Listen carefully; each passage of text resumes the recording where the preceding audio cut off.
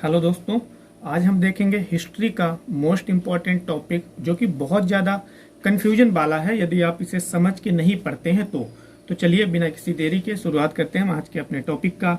आज का हमारा टॉपिक है भारत के गवर्नर जनरल। ठीक है, तो यहाँ पे इस तरीके से पहला प्रश्न आता है कि बंगाल का प्रथम गवर्नर कौन था। यहाँ पे जो नाम दिए हैं वो थोड़े से डिफरेंट होंगे, तो आपको नाम पे जो है गौर करना है, क्योंकि अगर आप नाम नहीं समझ पाएंगे तो आंसर भी आप हो सकता है कि गलत टिक कर दें। तो बंगाल का प्रथम जो गवर्नर था वो रॉबर्ट क्लाइव था। ये 1757 से और 1772 तक बंगाल का प्रथम गवर्नर के रूप में नियुक्त किया गया था, क्योंकि 1757 में जो प्लासी का युद्ध होता है तो उसमें अंग्रेजों की तरफ से रॉबर्ट क्लाइव ही उस युद्ध को लीड करता है, मतलब वो एक तरीके से क्या होता है, कमांडर होता है। तो इसीलिए ये जो है युद्ध जीत जाता है।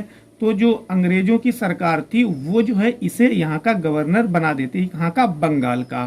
फिर सेकेंड क्वेश्चन है, बंगाल का गवर्नर जनरल कौन था, मतलब बंगाल का प्रथम गवर्नर जनरल कौन था।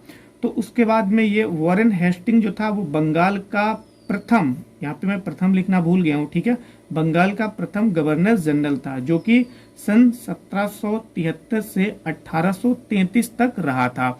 इसमें और इसमें बहुत ज्यादा अंतर है। ये बंगाल का सिर्फ गवर्नर था, ये बंगाल का गवर्नर जनरल था। ये भी प्रथम था, ये भी प्रथम था, लेकिन इसमें जनरल और आगे जोड़ दिया गया था। ठीक है, और इसकी जो शक्तियां थी वो इससे कुछ ज्यादा भी थी, क्योंकि जो बंगाल में जो थे अन्य राज्य भी मिला दिए गए थे, जैसे कि मुंबई, मद्रास वगैरह है, वो भी बंगाल के तहत ही अब कर दिए गए थे।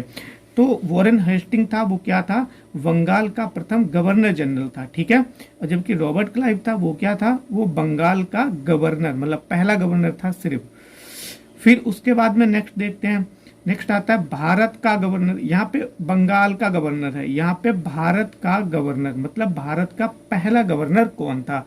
तो इसका आंसर होगा विलियम बेंटिक, जो कि 1833 के बाद में 1857 तक रहा था, क्योंकि 1800 जो है 1857 में जो है क्रांति होती है, भारत का स्वतंत्रता संग्राम से बोला जाता है। तो उसके बाद में फिर जो है इसके जो पदनाम है इसका वो चेंज हो जाता है।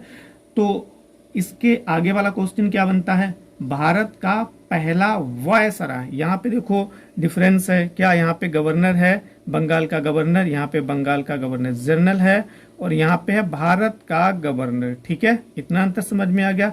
अब नेक्स्ट है भारत का वायसराय। अब यहाँ पे जो था वो उसे भारत का वायसराय कहा जाने लगा था, और ये था लॉर्ड कैनिंग। ये पहला वायसराय था भारत का, जो कि वायसराय के रूप में भारत में नियुक्त हुआ था। ये कब नियुक्त हुआ था, तो 1857 में, जबकि भारत की जिसे पहली क्रांति बोली जाती है वो हुई थी। तो ठीक है, फिर उसके बाद में क्वेश्चन आता है कि भारत का प्रथम गवर्नर जनरल कौन था। तो उत्तर होगा इसका माउंट बेटन। देखो यहाँ पे अंतर है थोड़ा सा, यहाँ पे आप डिफरेंस समझो। यहाँ पे भारत का गवर्नर और यहाँ पे यहाँ पे भारत का प्रथम गवर्नर जनरल, ये भी प्रथम था, ये भारत का प्रथम गवर्नर जनरल, इसने जनरल और एक्स्ट्रा जोड़ दिया है। ठीक है, तो इसका करेक्ट उत्तर होगा माउंट बेटन। ठीक है, फिर इसके बाद में एक लास्ट क्वेश्चन आता है कि स्वतंत्र भारत का पहला भारतीय गवर्नर जनरल कौन था। तो इसका भी आंसर होगा राजगोपालाचारी। ये राजगोपालाचारी ये इंडियंस थे, मतलब इनकी सिटीजनशिप इंडियन थी और इंडिया में ही रहते थे। माउंट बेटन भारत का पहला स्वतंत्र भारत का पहला गवर्नर जनरल था। ये भी स्वतंत्र भारत का पहला था, ये भी स्वतंत्र भारत का पहला था, लेकिन यहाँ पे क्या था, ये भारतीय नहीं था।